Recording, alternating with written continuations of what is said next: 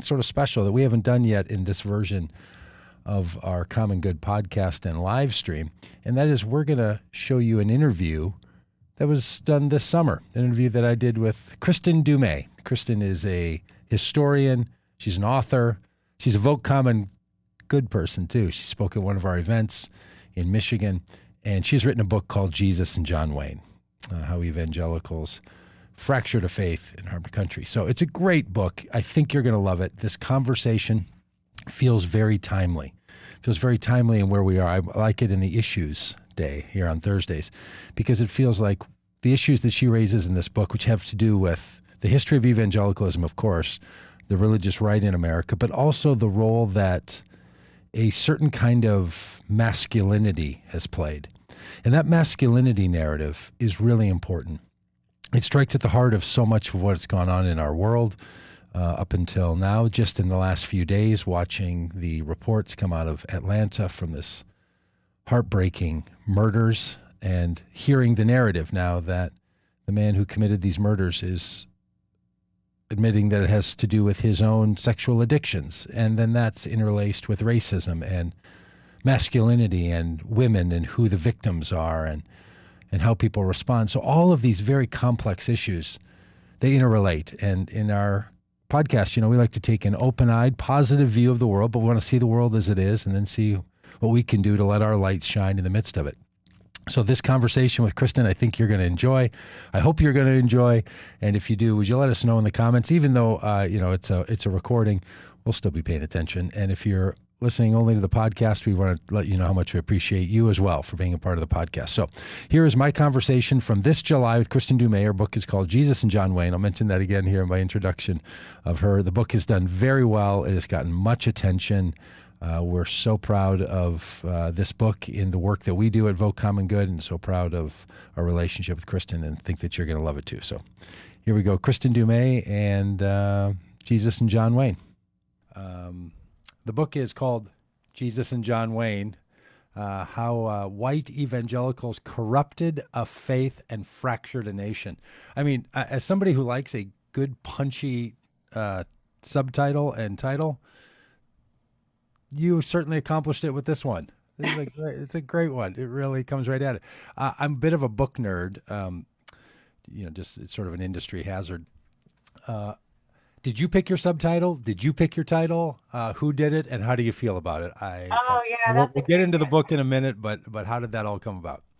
I picked the title. I had it was my working title for quite a few months as I was finishing the manuscript. So and my publisher loved it, and so that was easy. It took us about 3 or 4 months of back and forth to come up with the subtitle. Yep. So it's a book about white evangelical masculinity and militarism, but they didn't want either of those words in the subtitle. They were too long. And so that was our challenge, to come up with, what really describes this book. And we went back and forth, and this is where we ended up. And I'm really happy with it. I do think it gets at the heart of the book itself, and each phrase takes a little unpacking, and it makes sense once you read the book. And so I really like that. The corrupted of faith works in a couple of different ways, where we're looking at obviously a negative development here, corruption. This isn't just transformation, Yeah. but it also suggests there's a little bit of a moral claim here, a normative claim. I'm a person of faith myself. I'm a professing Christian, and what I'm describing in this book, I'm arguing isn't the Christianity that we see in the Gospels. And so there's a critique there as well. And fractured a nation. This has enormous consequences politically for our nation, for American democracy. Mm-hmm. And you didn't only intend, or don't intend, for this only to be a book about Donald Trump. It's actually broader than that. And you make sure I get this right. How you would argue the book. There were a set of conditions that evangelical Christianity allowed and developed and curated over time that allowed someone like Donald Trump to be the ideal message carrier for that community of white evangelical Christians in the United States, to really attach all of their political aspirations to. and Exactly. that is rooted in what you refer to as a masculine and muscular kind of Christianity that people with more technical terms, which you use in the book, would call, well, you should describe the larger sense of what you think is happening in society and what you think is happening in evangelical Christianity and what makes that battle take place. Sure, you're absolutely right. This is not just about Donald Trump. And so I started the research for this book 15 years ago in the early 2000s. And it was when students brought me John Eldredge's Wild at Heart. And at that point, this was the early 2000s, and the Iraq War was just underway. And I was looking at how evangelical ideas of gender and especially of masculinity, what makes for a Christian man, and people like Aldridge and James Dobson were turning to a really militaristic conception of faithful biblical manhood. And at the same time, I was looking at all of the survey data coming out that white evangelicals disproportionately supported the Iraq War, condoned torture, aggressive foreign policy. And as a scholar of gender, I understood that these things went hand in hand. And so, yes, it goes back, my attention to this subject goes back more than 15 years. But then as a historian, I started to look back even longer and saw that we really needed to go to the early Cold War era, to the time of the Vietnam War, and see how Christian nationalism and the defense of God and country came together with a really rugged anti-feminist masculine ideal and white masculine ideal in the 1960s. And that really is at the heart of evangelical family values, and it has always been at the heart of the religious right. So when I like to put up an image of the person's book behind me on the screen here, because it's sort of fun for me. And so I always search for the title of the book and then I write cover and search on Google for Google images. And when I typed in Jesus and John Wayne cover, it didn't pull up a book cover. It pulled up a song, a cover version of a song by the Gaither Band from 2008, which maybe you mentioned in the book and I haven't read that section. They write a song called Jesus and John Wayne. Is that obviously where you got the title? I'm hoping or guessing. And do you want to say something about that song? And I am staring at the lyrics, and I will have to say I listened to it twice already on this early morning, and I may never be the same. But it is. I mean, when I first saw the title of your book, and we met in February, and I knew your book was coming out in June. I thought, well, that's a really great title and a very clever title. Like as a book critiquing male masculinity narratives inside of Christianity, boy, that's great. I don't know if I asked you then why you picked that title. Didn't really think a lot about it. And I thought, great title for a critique of masculine culture in Christianity. A terrible title for a song that we'll talk about in a minute. I would play it, but then Facebook will, not allow people to share the video. It really lands differently when it's the title to a song. And by the way, it's not a critique of male masculinity in the Gaither song. Right. That is where you got the title for the book?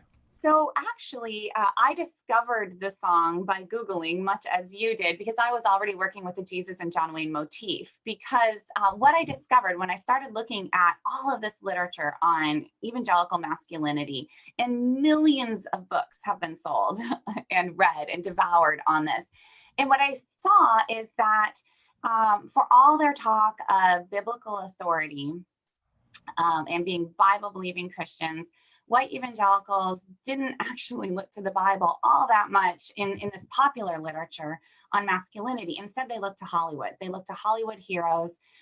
Mel Gibson's William Wallace is a huge favorite in this literature. But I was surprised to see that John Wayne just kept popping up in book after book after book as kind of, we all know that John Wayne is the icon of Christian manhood. And I thought, wait, really?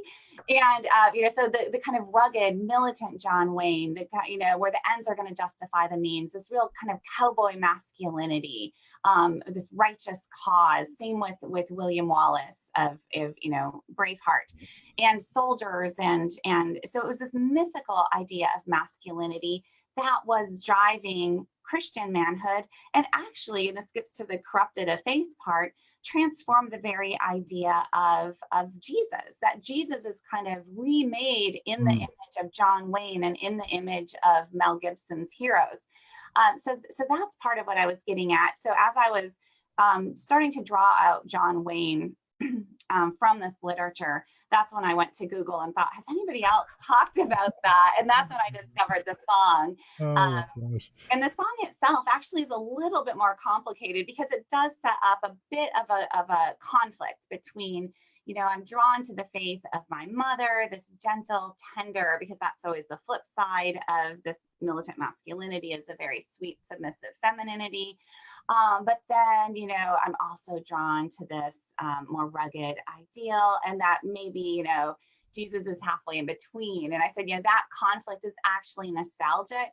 We don't have that conflict in much of white evangelicalism anymore because they have remade Christ into a John Wayne figure, into a militant, aggressive protector. And so we really don't see that conflict much anymore. Well, and so I'm just going to read the lyrics just so people kind of get a vibe for it. The video is totally worth watching too. It's sort of country set. A long-haired, older, rugged-looking faced man sings the video. And the lyrics are this. Daddy was a cowboy, hard as a rock. Mama, she was quiet as a prayer. So right out of the chutes from your book is this idea that dads are tough, men are tough, women are quiet and submissive. Yeah. Daddy'd always tell me, son, you got to be tough. Mama kissed my cheek and said, play fair. I did my best to make them both proud of me, but it's never been an easy place to be. So here's the struggle of a young boy feeling like, I don't know if I should be more like my hard dad or my quiet, fair mom.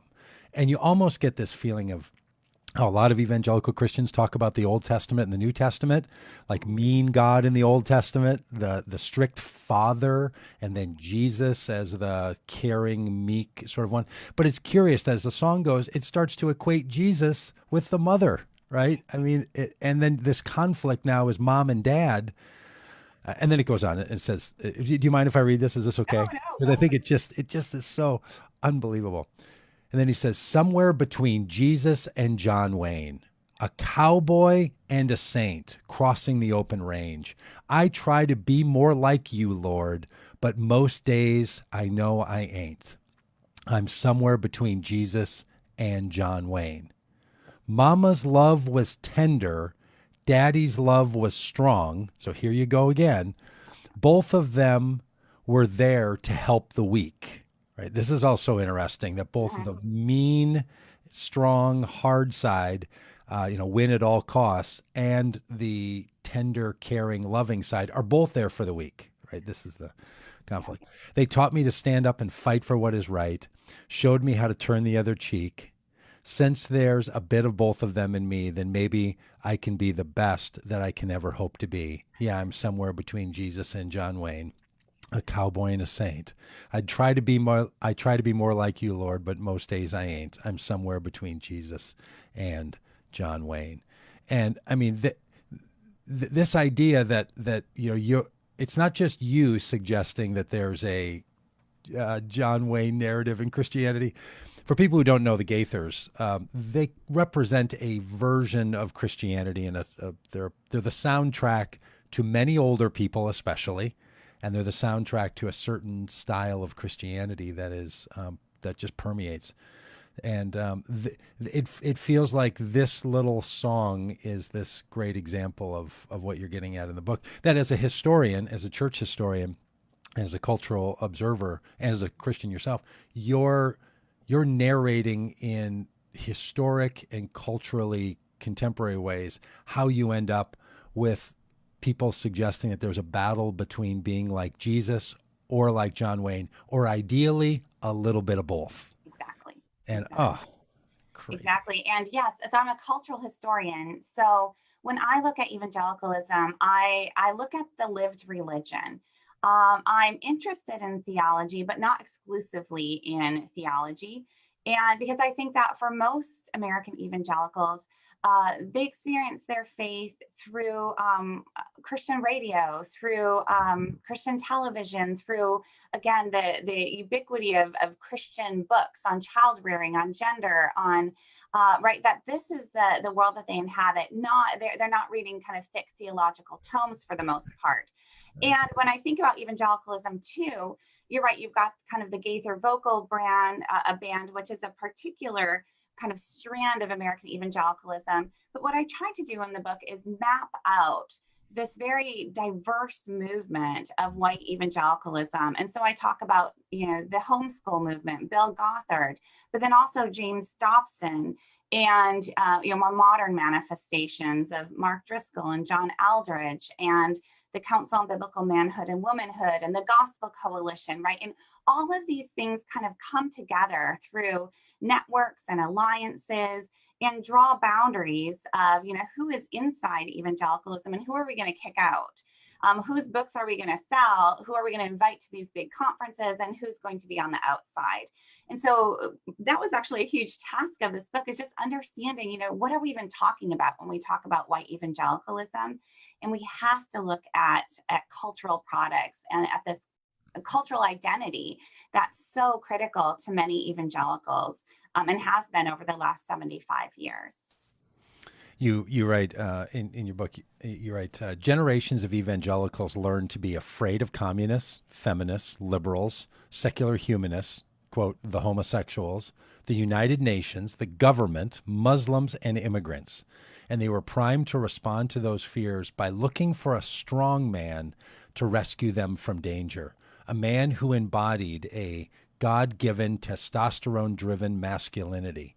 As Robert Jeffries, who's a pastor at First Baptist Church in Dallas and a very prominent supporter of Donald Trump, as Robert Jeffries so eloquently expressed in the months before the 2016 election, quote, I want the meanest, toughest son of a you-know-what that I can find in that role, and I think that's where many evangelicals are.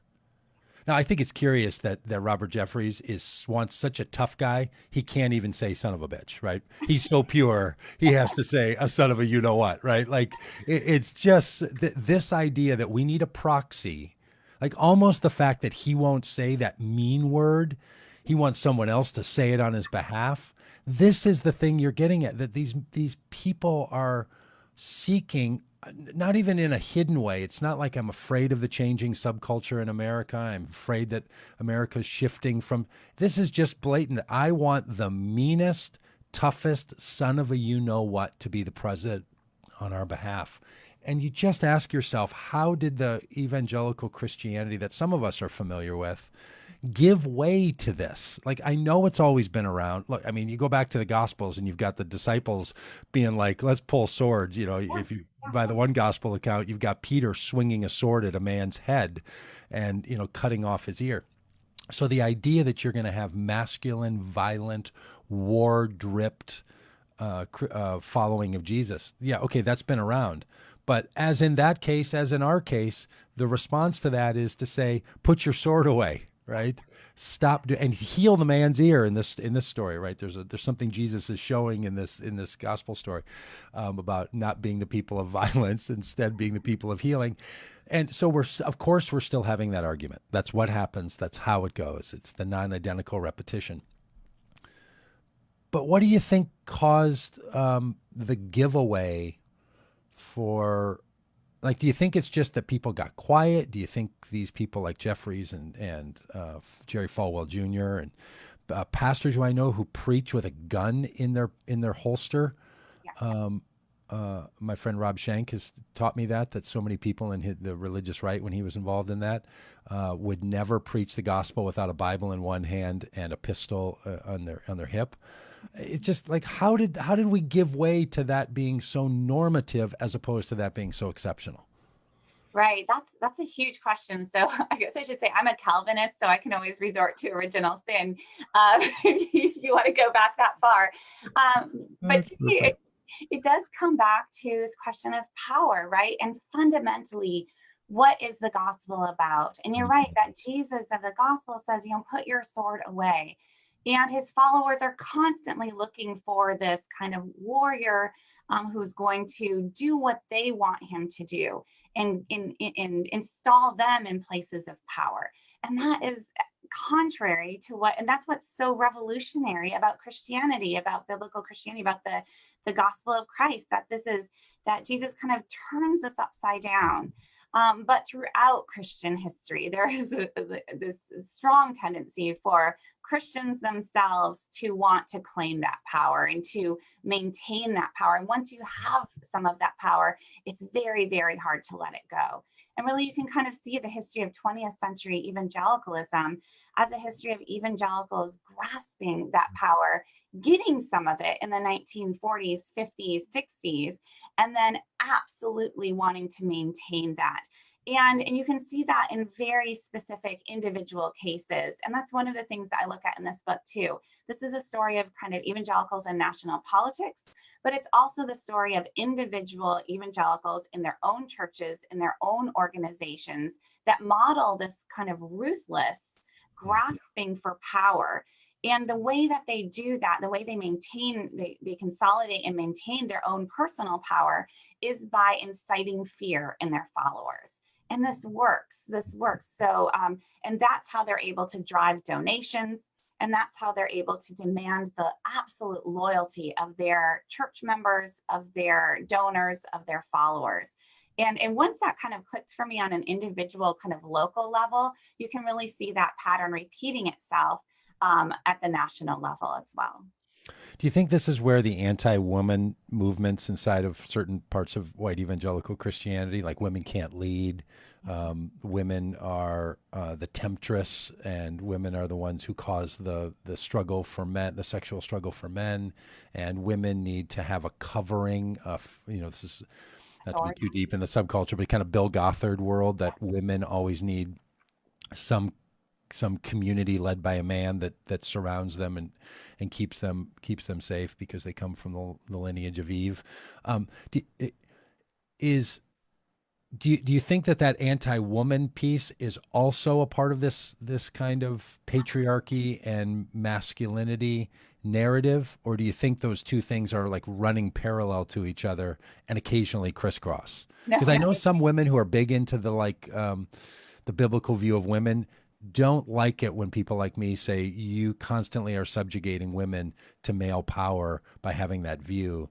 They don't necessarily give into that. So I didn't know if you had done a lot of research on that, and if you think they're really the same, or are they just are they paths that are crossing one another? I would say they're two sides of the same coin, because this militant masculinity is justified in the name of protecting women and children and the vulnerable, and protecting the Christian America.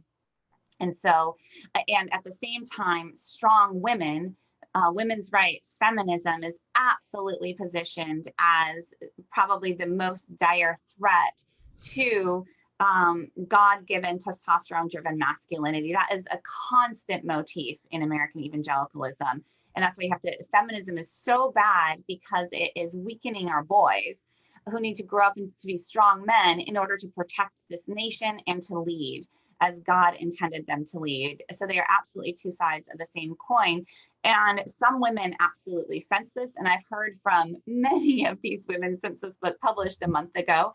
But other women have been told and understand that this submissive femininity is the way of being a faithful Christian, right? That this is how this is taught. It is instilled in generations of young girls, that to be a good Christian means to submit to men, means to embrace your weaker femininity. And so there are many women who absolutely support this larger ideology, and they try to live their lives according to this plan. Some are able to do that. Many find that it's destructive to who they are, who God made them to be, and many end up walking away from their faith because they've been told that to be a Christian is to embrace this ideology. Do you think there's any saving the evangelical community from that movement? I mean, I am just stunned that it still carries such weight in 2020. and that that this complementarianism view of leadership, or that women should be, from the song "Mama," she was quiet as a prayer.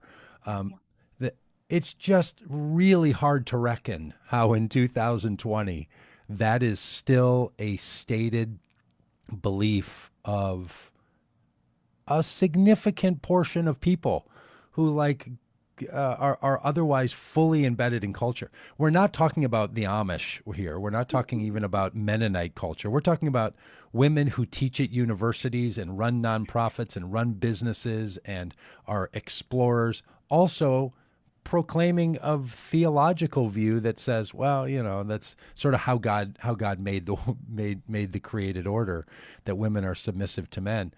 I mean, first of all, it's not even a biblical notion. All right. I know we're not doing a Bible study right now on gender and how the Bible We is, could. I think, pushing constantly for non-cultural gender conformity. Which I'd love to do with you sometime, by the way, because I think the biblical text is always putting women in positions where whether it's from Deborah the judge to Eve, all these narratives are breaking gender norms of their time. I think should be breaking gender norms of ours. So setting aside the fact that sure, you can use the Bible for all sorts of things, but you're not getting that idea from there. Like, you might import it into there, in my view, and draw it from there. But you're going to have to work pretty hard to either ignore or to recast it. But do you think there's any getting rid of it in our society for the evangelical community, or is it just a struggle that's going to be there in perpetuity, at least through, our lifetime and maybe the lifetime of children and grandchildren?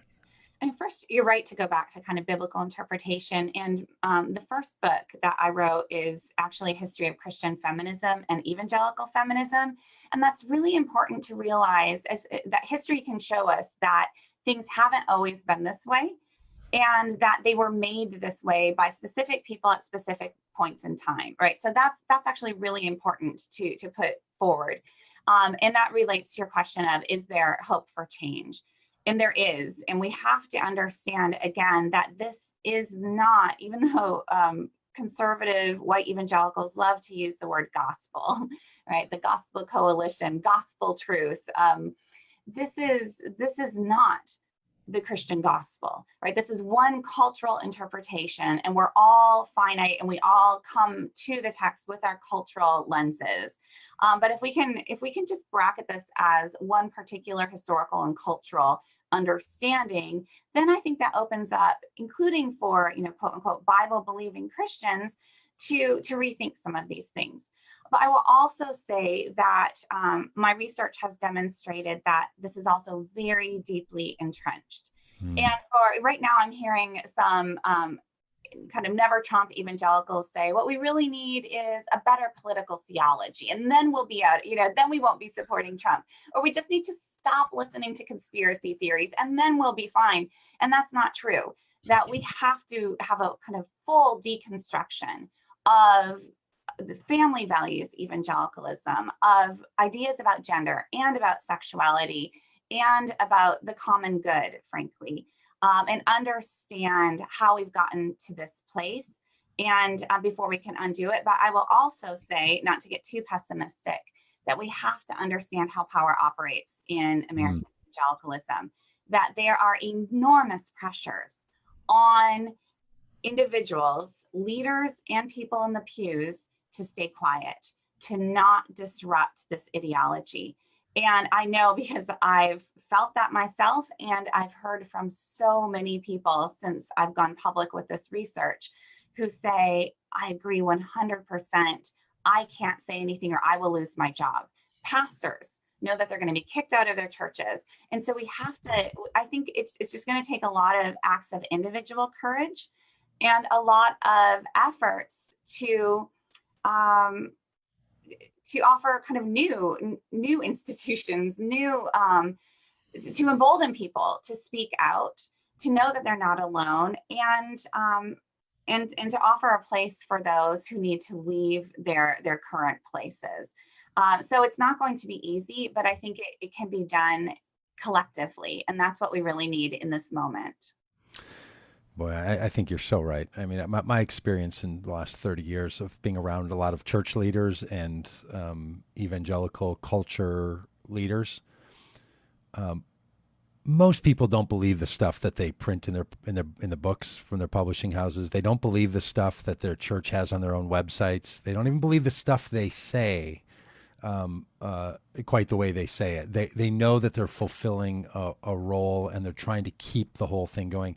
And the ends justifying the means is this perpetual well that they go to, right? They just keep going there and saying, well, we have to do that in order to get to this other thing, right? So I have a friend who's in a church that still doesn't allow women to lead in some way, and we keep talking about it. A big evangelical church in Texas, and they'll say, yeah, but here's the thing. We do all this really great work in, and then you name the part of the world they're doing work in. And if we tip over this apple cart, kids are going to get hungry, or we're not going to be able to work on malaria projects, or people aren't going to have clean water. Basically, is that what you want? I mean, this was World Vision came up to this line and backed away from it, right? About allowing people to follow the law in the state of Washington about their partners being included on their insurance. I mean, is sort of deep, benign sort of technical insurance law as you could get. But boy, the pushback came ferocious. And evangelicals said, fundamentally, we will let kids go without clean water and food if you allow gay people to have insurance through the organization's insurance plan. So this seems like it's the leadership crisis that we face. Is there's always a reason to say, yeah, but I have to, and I don't even think it's just I'll lose my job. I think it is for some people because as a working pastor for 30 years, a lot of us don't have a lot of other things we're very good at. So it's like we're in a little bit of trouble here. You're this like that parable: we're too weak to beg and too proud, or too weak to dig and too proud to beg. But people make up this story in which they're the hero by doing something that is so not heroic, by staying quiet on a whole range of issues, especially on issues of LGBTQ inclusion. And those letters all have meanings to them. And transgender is the biggest one. And I think the transgender bathroom movement and the anti-transgender movement in the evangelical church really gets to this whole issue of how fragile evangelicals feel about their own understanding of gender, which comes back to all the work you've done for your career. Do you think that's true? Definitely. So LGBTQ issues, and particularly transgender, absolutely disrupt this critical gender difference, which is the foundation to this entire ideology. The idea that God made men and women completely and utterly distinct, or as Dobson says, every cell of their bodies, right? And so whatever is masculine, the opposite is feminine.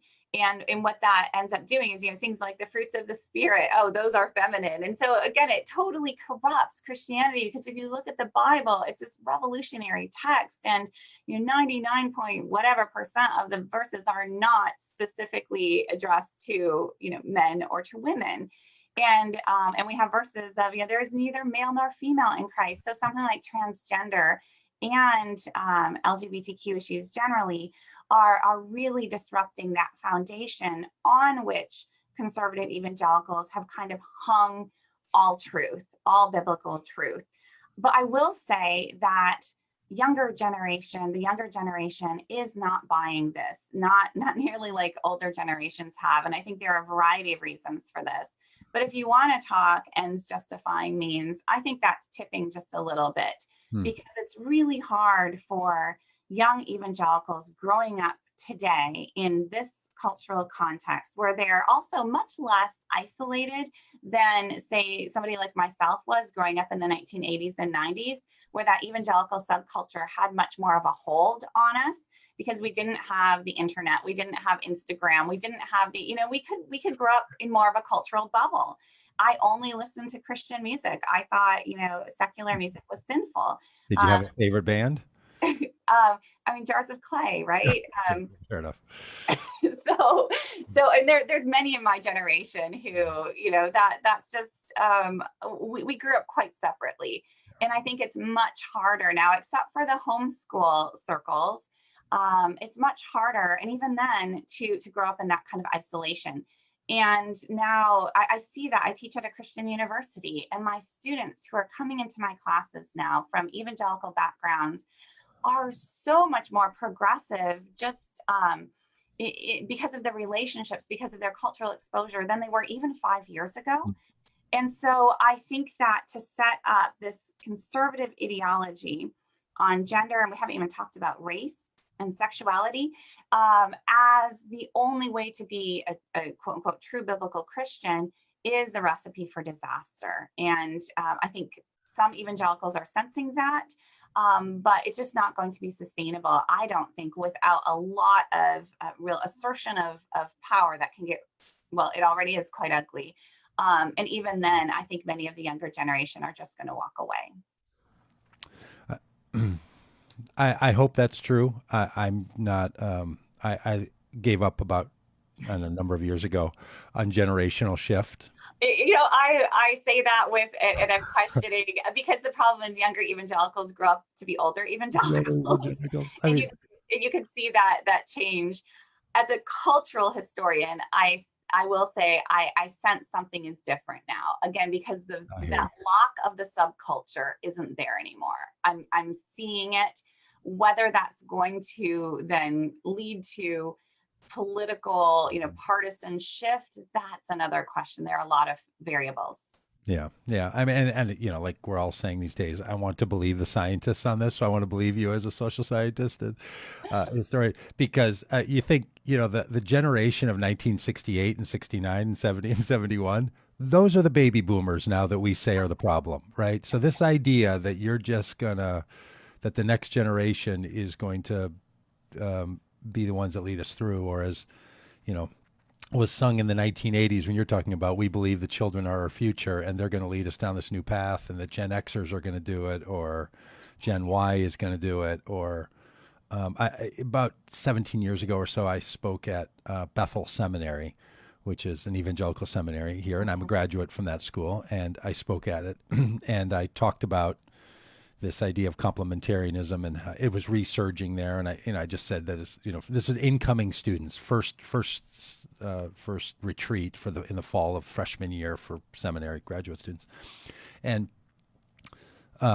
it went well with the students. I thought the faculty and the administration was not happy, and we had a meeting, and the provost of the school said, "Look, Doug, here's the thing. We know that students come in with this postmodern kind of open view that you're proclaiming. We recognize they come in with it, but we're here so they don't leave with it."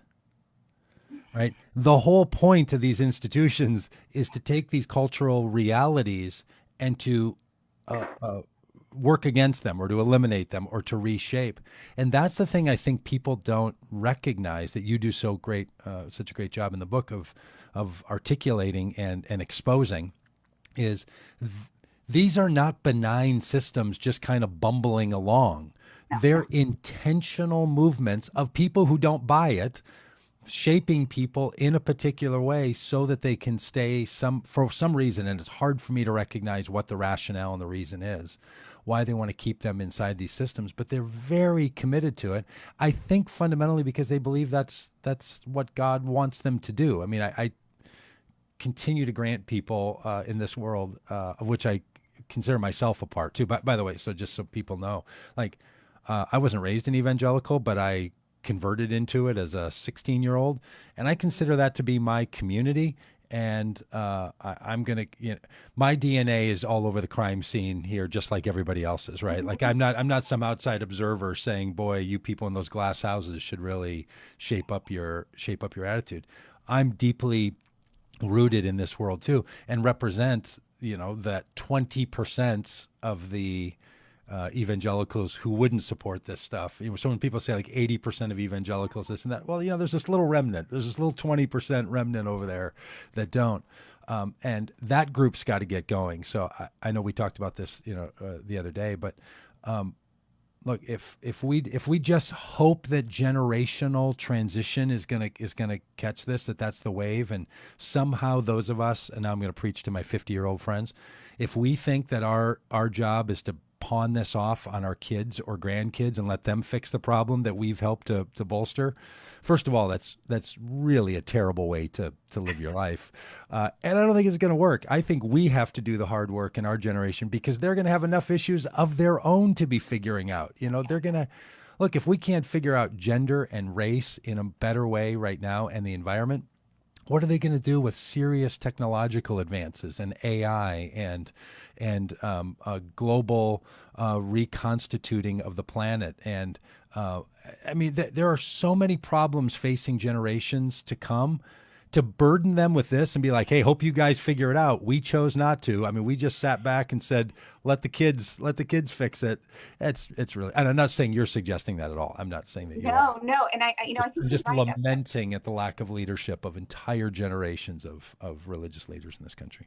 Right. And again, you say that, we are complicit, those of us who are part of these communities, who have been part of these communities.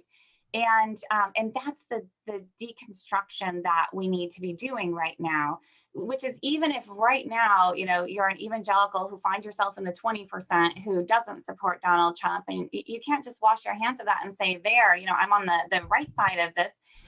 You need to look, how have you been complicit in these racial hierarchies, in these gender hierarchies, in this corruption of Christianity?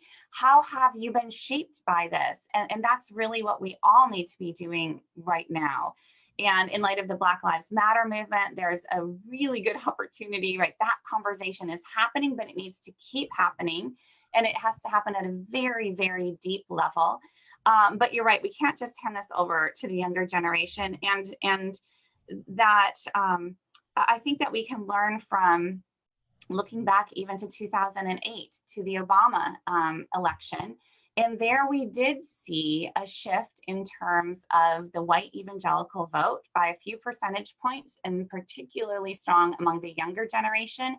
And what happened as a result? Conservative evangelical leaders and organizations cracked down. Absolutely. They're very explicit about, we need to enforce loyalty. We need to reclaim this younger generation, and we need to, again, consolidate our power. And they were panicked and they went to work. And we see the effects of that in 2016. Can you say more about that? What what went on? Like, do you have any more Yeah, details I mean, about people that you don't even think of, or that some people might not think of as political, like Wayne Grudem, for example, comes out with this really thick, it's on my shelf here somewhere, really thick book on a Christian's guide to politics, essentially. And it is just the right wing Republican playbook, step by step, on immigration, on border security, on Islam, on all of these things. This is Wayne Grudem, right? What did he do? He's the whole gender difference, biblical womanhood, biblical manhood, complementarianism. They see that these are all facets of the same ideology.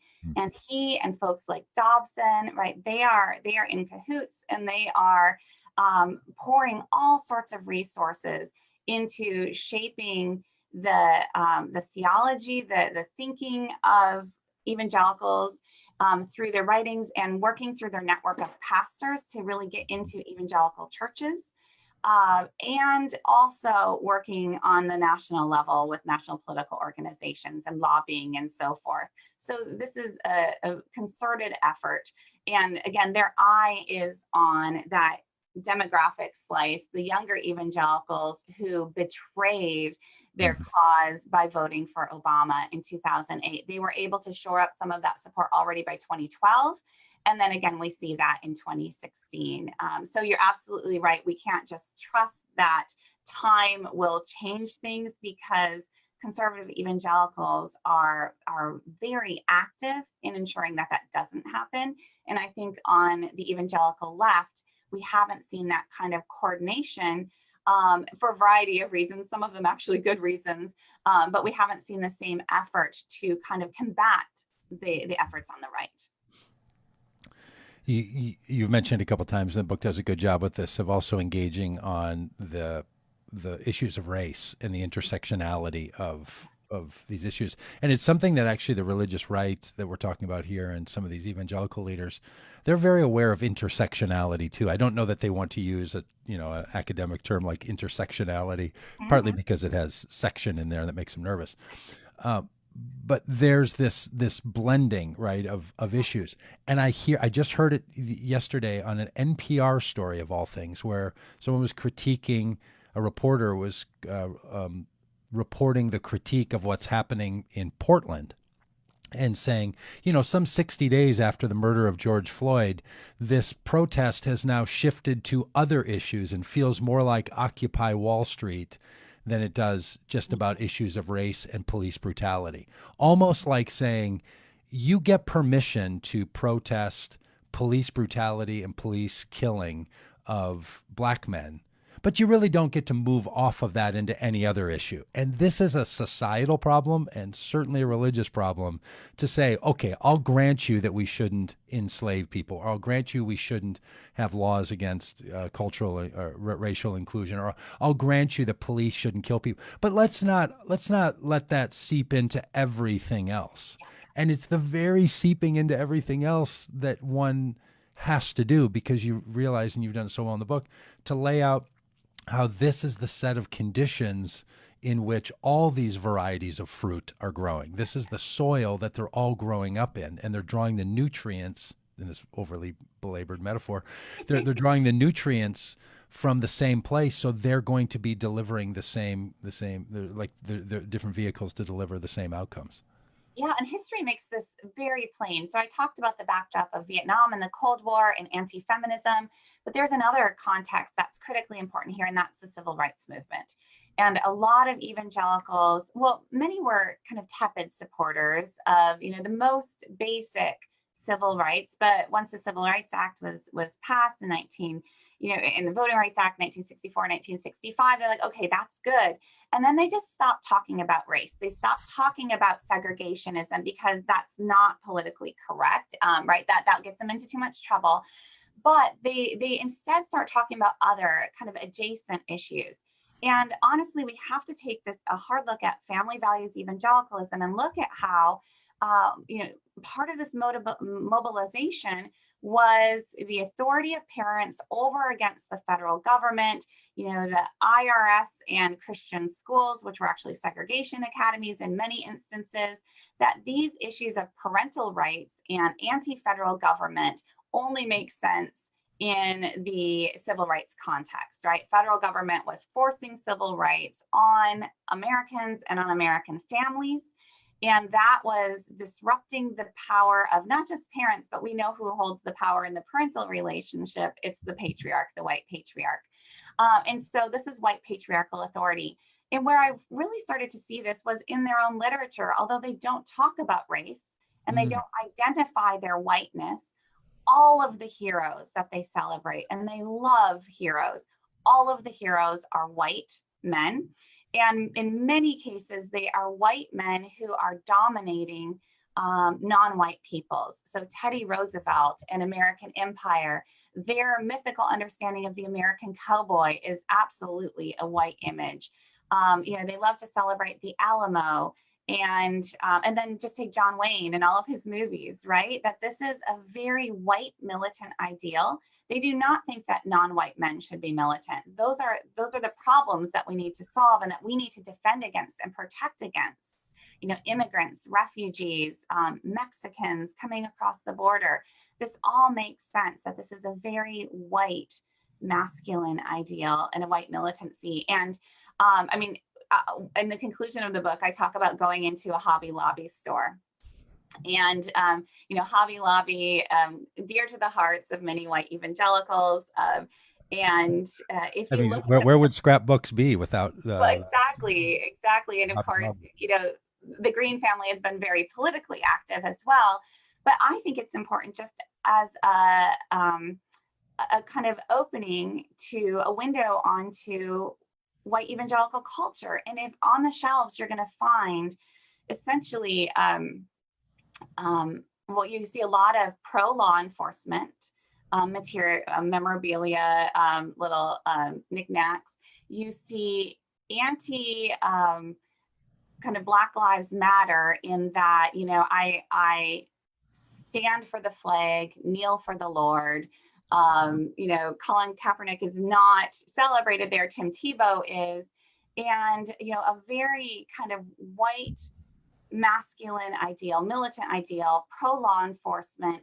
And there's nothing in terms of civil rights, in terms of, Black Christianity. And so when you hear people talk about, evangelicalism is diverse, and we want to include Black Protestants as evangelicals, and we want to include global evangelicals as part of this mix, I really push back against that and say, in the United States, white evangelicalism is a distinct cultural and historical religious movement, and there are all of these values that come alongside with it, not just alongside, that are at the heart of it. And we have to acknowledge that. And then as people of faith, and perhaps as white evangelicals ourselves, need to look and say, which parts of this package are actually biblical Christianity, and which are corruption. Yeah, I mean, boy, it's so well said, and such a difficult. It's difficult to trust that any of us are going to do the things we have to do to kind of break the cabal open, right? I mean, you start the book by stating that where Donald Trump said his "I'm not going to lose any voters, even if I stood out on Fifth Avenue and shot someone." He said that at Dordt College in Iowa, a little reformed Christian Reformed Church school. Which, first of all, what was Donald Trump doing at that little place, right? I mean, Yeah. you went to college there, and say in the book you stood on the very same stage and led prayers from the very spot where Donald Trump, pervertedly said such things.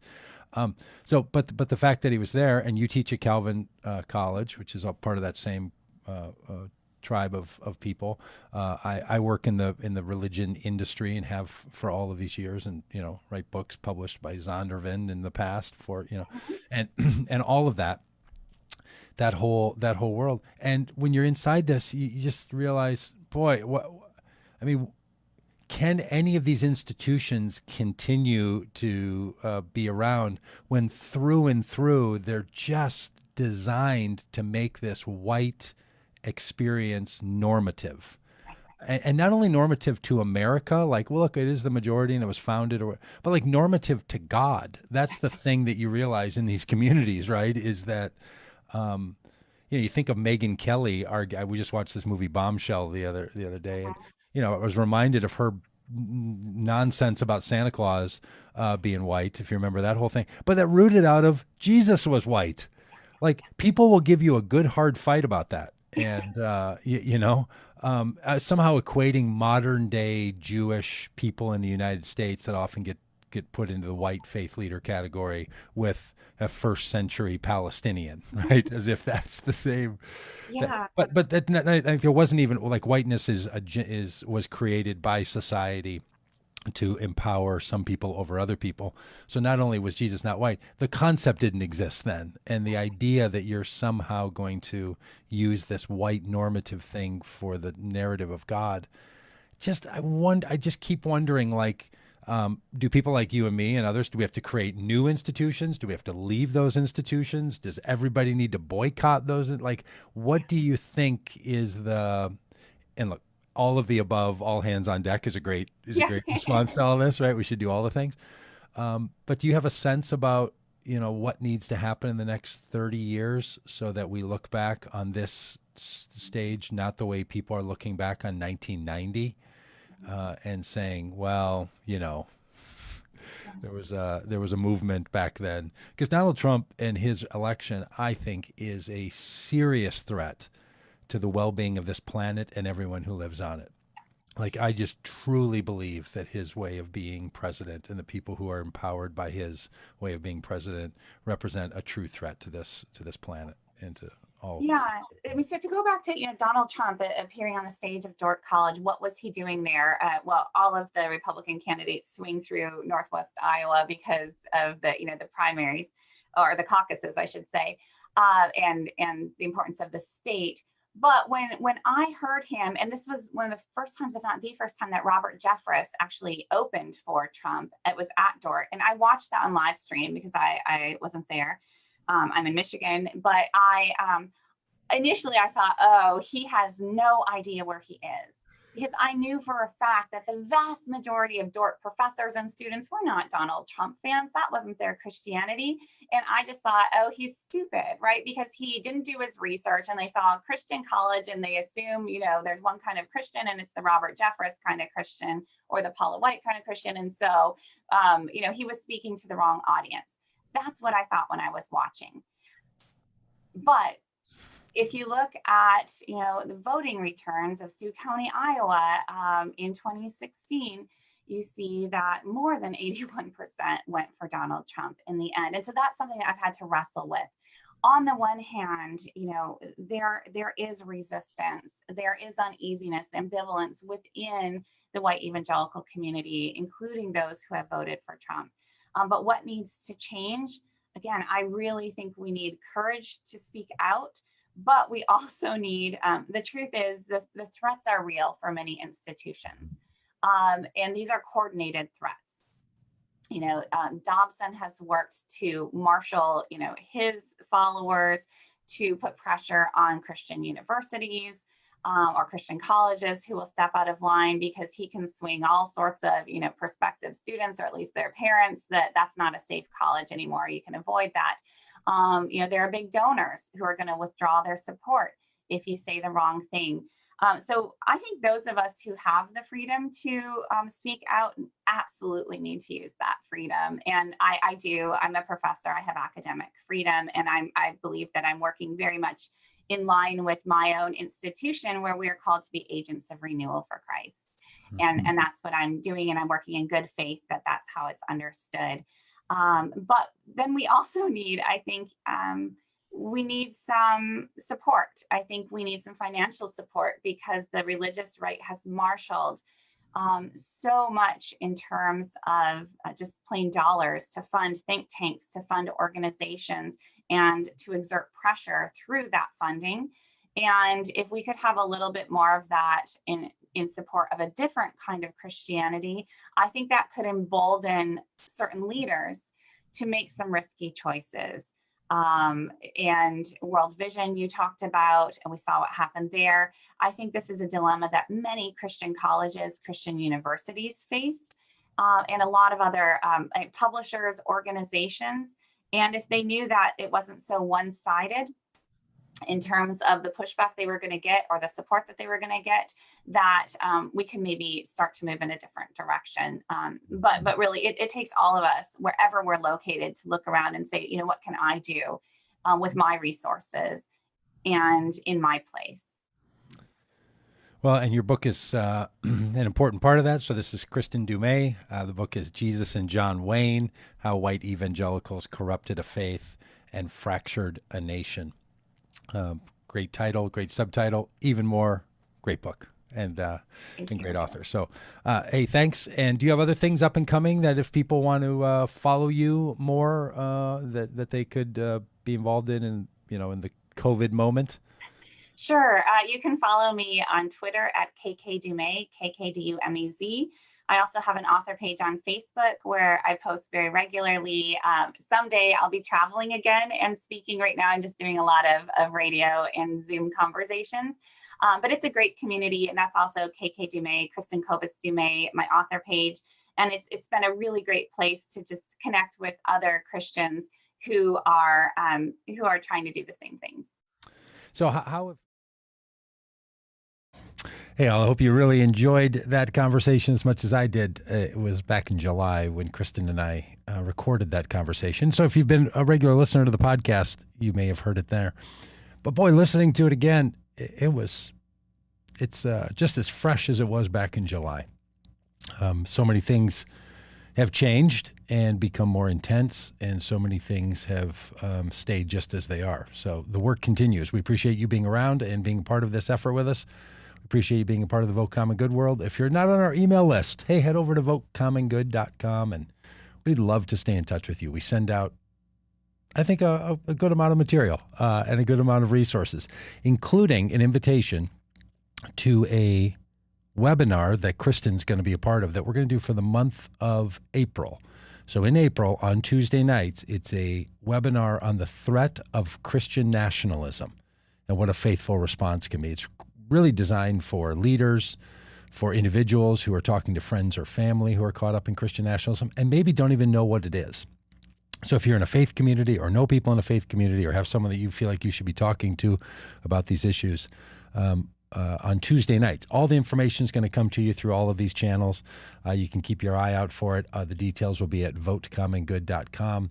And it's not only Kristen Dumais is going to be a part of this, but a person that wrote a book called Power Worshippers, an author pair that wrote a book called Taking the Country Back for God, and other professionals who know so much about Christian nationalism and what led to the insurrection on January 6th and has caused so much destruction and pain in parts of our society and all across our globe. So we'd love for you to be a part of that. That's all stuff you'll get if you're over there at votecommongood.com. And so we appreciate you being a part of this. And we will see you tomorrow when it's Science Day, one of my favorite days around the Vote Common Good world. So thanks for being a part of our podcast. Thanks for being a part of our live stream. And we will see you tomorrow.